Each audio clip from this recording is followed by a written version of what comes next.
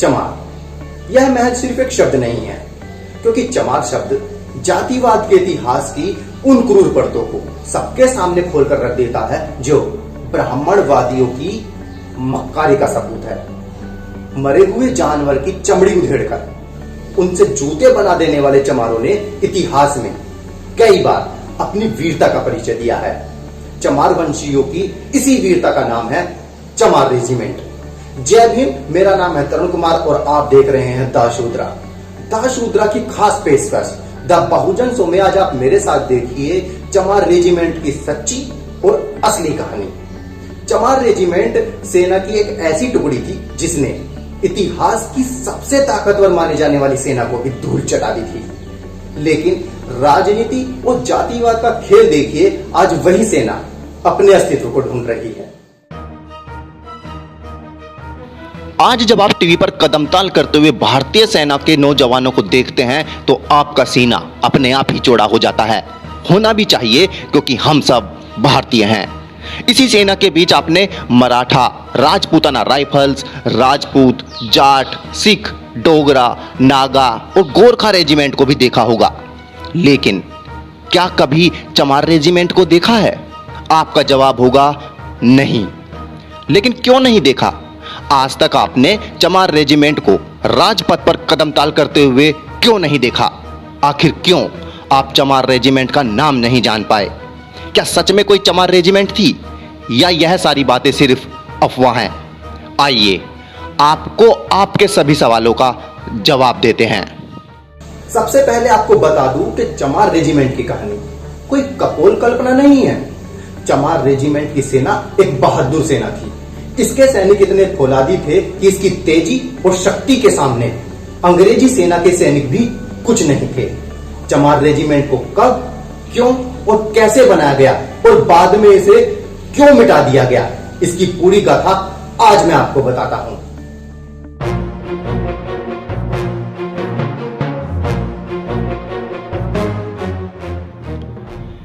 दूसरे विश्व युद्ध में बुरी तरह से घिरी ब्रिटिश सरकार ने थल सेना के रूप में अलग से चमार रेजिमेंट बनाई थी। इस चमार सेना को 3 साल तक काम करने दिया गया। साल 1943 से 1946 तक चमार रेजिमेंट सेना में मौजूद रही। 1 मार्च 1943 को उत्तर प्रदेश के मेरठ छावनी में चमार रेजिमेंट स्थापित की गई थी, लेकिन इसका मुख्यालय मध्य प्रदेश के जबलपुर में बनाया गया था। इससे पहले 1 साल तक यह दूसरी पंजाब रेजिमेंट की 27वीं बटालियन के रूप में ट्रायल यानी कि इम्तिहान के तौर पर रही थी। 27वीं बटालियन में चमार जाति के जवान ही भर्ती किए गए थे। जब उन्होंने हथियारों की ट्रेनिंग और शारीरिक बल से खुद को साबित कर दिया, तब चमार रेजिमेंट की स्थापना की गई। चमार रेजिमेंट अंग्रेजी सरकार की उस नीति के तहत बनाई गई थी जिन समुदायों की सेना में कभी हिस्सेदारी नहीं रही, अब उन्हें भी सेना में शामिल किया गया। इस रेजिमेंट के गठन के कुछ दिनों बाद में दूसरा विश्व युद्ध और तेज हो गया, जिसका असर एशिया तक पहुंच गया और चमार रेजिमेंट को इसमें उतार दिया गया। उस समय दलितों की अंग्रेजी फौज में महार रेजिमेंट, मजहबी एंड रामदसिया रेजिमेंट और चमार रेजिमेंट मौजूद थी। दूसरे विश्व युद्ध में इन सभी रेजिमेंट ने हिस्सा लिया था।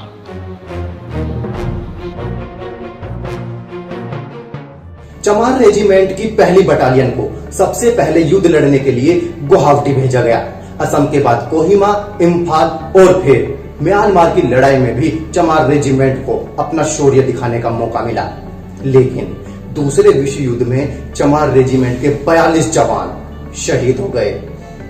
इन जवानों के नाम दिल्ली, इम्फाल, कोहिमा और आदि शहरों में युद्ध स्मारकों पर लिखवाए गए हैं। चमार रेजिमेंट के 7 जवानों को वीरता पुरस्कार से सम्मानित किया गया। इतना ही नहीं, चमार रेजिमेंट की पहली बटालियन को बैटल ऑनर ऑफ कोहिमा से भी नवाजा गया है। दूसरे विश्व युद्ध के बाद महार रेजिमेंट को तो बनाए रखा गया, जबकि मजहबी एंड रामदसिया रेजिमेंट का नाम बदलकर सिख लाइट इन्फेंट्री कर दिया गया। लेकिन इससे पहले अंग्रेजी सरकार ने चमार रेजिमेंट को दुनिया की सबसे ताकतवर फौज के सामने लड़ने के लिए भेज दिया। उस समय दुनिया की सबसे ताकतवर माने जाने वाली जापान की फौज को भी चमार रेजिमेंट ने धूल चटा दी थी। जंग के मैदान में चमर वंश के योद्धाओं ने दुश्मनों को ऐसे उधेड़ कर रख दिया जैसे उनके पुरखे मरे हुए जानवर की चमड़ी उधेड़ देते थे। दुश्मन उनके सामने थर्रा उठे। इस युद्ध में चमार रेजिमेंट की बहादुरी को देखते हुए सेना को भी सम्मान दिया गया। चमार सेना की वीरता को देखते हुए चमार रेजिमेंट को बैटल ऑनर ऑफ कोहिमा से नवाजा गया। इसके बाद अंग्रेजी सरकार चमार थल सेना से इतनी खुश और प्रभावित हुई कि उसे अब चमार रेजिमेंट पे इतना भरोसा हो चुका था कि अंग्रेजी सेना चमार रेजिमेंट की मदद से कोई भी लड़ाई बहुत आराम से जीत सकती है। इसी बात को ध्यान में रखकर अंग्रेजी सरकार ने चमार रेजिमेंट को एक नया कप्तान दिया। कैप्टन मोहनलाल कुरिल को सेना का नया कप्तान बनाया गया और सेना को आजाद हिंद फौज से लड़ने के लिए सिंगापुर भेजा। लेकिन चमार रेजिमेंट के जवानों ने देश की आज़ादी के लिए संघर्ष करने वाली आजाद हिंद फौज से लड़ने से इनकार कर दिया। अंग्रेजी सेना की नौकरी करने वाले चमार सैनिकों ने साफ साफ कह दिया कि वो अपने भाइयों पर गोली नहीं चला सकते क्योंकि उनके भाई अपनी मातृभूमि की आज़ादी के लिए लड़ रहे हैं। चमार रेजिमेंट में हरियाणा के चुन्नीलाल, जोगीराम और धर्म सिंह भी शामिल थे। सिंगापुर पहुंचकर कैप्टन कुरिल ने देखा कि अंग्रेजी सरकार चमार रेजिमेंट के हाथों उन्हीं के देशवासियों को मरवाने का इंतजाम कर रही है। जिसके बाद कैप्टन कुरिल ने अपनी चमार रेजिमेंट को सुभाष चंद्र बोस की आईएनए यानी कि आजाद हिंद फौज में शामिल करने का निर्णय लिया। कैप्टन कुरिल के इस निर्णय से बौखलाई और घबराई हुई अंग्रेजी सरकार ने 1946 में ही चमार रेजिमेंट पर प्रतिबंध लगा दिया। वीर चमार रेजिमेंट ने अपने ही देशवासियों के मरवाने के आदेश के चलते अंग्रेजों के साथ बगावत की और सुभाष चंद्र बोस के साथ आईएनए में शामिल हो गई। इस रेजिमेंट ने अंग्रेजों के खिलाफ युद्ध कर उनके होश उड़ा दिए और देश में एक विद्रोह की लहर उठी। अंग्रेजों से युद्ध के दौरान चमार रेजिमेंट के सैकड़ों सैनिकों ने अपने प्राणों की आहुति दे दी। कुछ म्यांमार और थाईलैंड के जंगलों में भटक गए और जो पकड़े गए उन्हें मौत के घाट उतार दिया गया।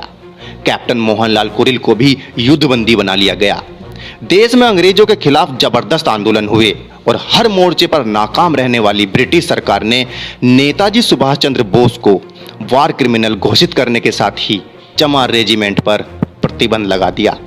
कैप्टन कुरिल कई साल तक जेल में रहे और आखिरकार देश की आज़ादी के साथ उन्हें भी रिहाई मिली। कैप्टन कुरिल बाद में 1952 में उन्नाव की सफीपुर विधानसभा से विधायक भी रहे। लेकिन आजादी के बाद भी आज तक चमार रेजिमेंट बहाल नहीं हो पाई है। हालांकि चमार रेजिमेंट को दोबारा से बहाल करने के लिए मांगे उठती रही हैं। सियासी गलियारों में भी चमार रेजिमेंट को सेना में शामिल करने की बातें होती रही हैं। इस मामले पर राष्ट्रीय अनुसूचित जाति आयोग ने भी संज्ञान लिया।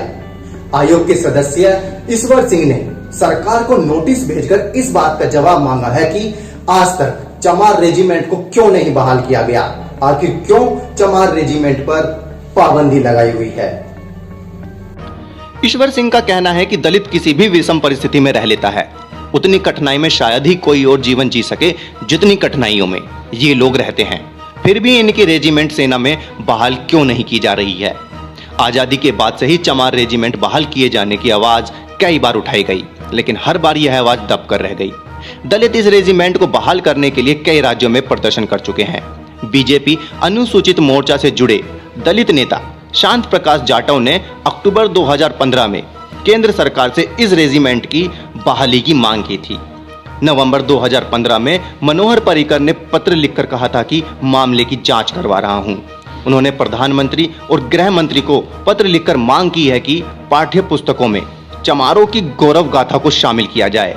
उनके अनुसार चमार रेजिमेंट फोरम बनाकर वह दलितों को बता रहे हैं कि उनका इतिहास कितना गौरवशाली रहा है। जाटव के मुताबिक 30 दिसंबर 1943 को नेताजी सुभाष चंद्र बोस ने अंडमान निकोबार को अंग्रेजों से आजाद कराया था। इसमें चमार रेजिमेंट का भी अहम योगदान था। इसमें सैनिकों को बागी घोषित कर अंग्रेजों ने 1943 में जेलों में बंद कर यातनाएं दी। इतना ही नहीं, हाल ही में मृत्यु को प्राप्त हुए आरजेडी के नेता रघुवंश प्रसाद ने भी चमार रेजिमेंट को फिर से सेना में शामिल करने की मांग उठाई थी। लेकिन यह मांगे कब पूरी होंगी, इस बात का जवाब किसी के पास नहीं है। चमार रेजिमेंट को अंग्रेजी सरकार ने बंद तो कर दिया, लेकिन चमार रेजिमेंट की वीर गाथा को वो न तो मिटा पाए और न ही किसी से छिपा पाए। चमार रेजिमेंट की वीर गाथा आज इतनी वीर है कि उस पर अब शोध हो रही है। यह शोध नई दिल्ली में स्थित जवाहरलाल नेहरू कॉलेज में सनातन सिंह द्वारा की जा रही है। चमार रेजिमेंट पर वीरों की वीर गाथा पर पुस्तकें भी लिखी गई हैं। हवलदार सुल्तान सिंह ने चमार रेजिमेंट और अनुसूचित जातियों की सेना में भागीदारी शीर्षक से किताब लिखी। दूसरी किताब सतनाम सिंह ने चमार रेजिमेंट और उनके बहादुर सैनिकों के विद्रोह की कहानी उन्हीं की जुबानी नाम से लिखी गई है। वीर चमार रेजिमेंट कब भारतीय सेना में शामिल होगी, इस बात का जवाब तो किसी के पास नहीं है। लेकिन वीर चमार रेजिमेंट जब तक भारतीय सेना में शामिल नहीं हो जाती, तब तक देश के कोने कोने से आवाजें उठती रहेंगी और यह संघर्ष जब तक जारी रहेगा जब तक वीर चमार रेजिमेंट फिर से जीवित नहीं हो जाती, क्योंकि हम अम्बेडकरवादी हैं और संघर्षों के आदी हैं। तो आप लोग भी संघर्ष करते रहिए और आगे बढ़ते रहिए। यही थी वीर चमार रेजिमेंट की वीर गाथा। यदि यह वीडियो आप लोगों को पसंद आया हो तो अपने दोस्तों और परिवार वालों के साथ शेयर करना ना भूलें। हमारा YouTube चैनल सब्सक्राइब करें, फेसबुक पेज लाइक करें, इंस्टाग्राम और ट्विटर पर फॉलो करना ना भूलें। यदि आपके पास भी ऐसी कोई प्रेरक कहानी है जो समाज को प्रेरणा प्रदान कर सकती है, तो नीचे दी जा रही आईडी पर आप हमें निसंकोच भेज सकते हैं। आप मुझे फॉलो करने के लिए मेरे ट्विटर अकाउंट पर भी मुझे फॉलो कर सकते हैं। एक नए विषय के साथ आपसे फिर जल्द मुलाकात होगी। जय भीम। साथियों, अम्बेडकरवादी पत्रकारिता करने वाले नेशनल बहुजन मीडिया को स्थापित करने में द शूद्रा की आर्थिक मदद करें। आप सीधे हमारे अकाउंट नंबर में मदद भेज सकते हैं। बेनिफिशियरी नेम है द शूद्रा, अकाउंट नंबर है 22333394689357। IFSC कोड है RATN0VAAPIS। ध्यान दीजिए, IFSC कोड में RATN के बाद 0 है, O नहीं। बैंक का नाम है RBL और ब्रांच है मुंबई। आप हमें 8595794224 पेटीएम पर UPI के जरिए भी अमाउंट ट्रांसफर कर सकते हैं। पेटीएम, गूगल पे और फोन पे के लिए हमारा एक ही नंबर है 8595794224। जय भीम, जय भारत।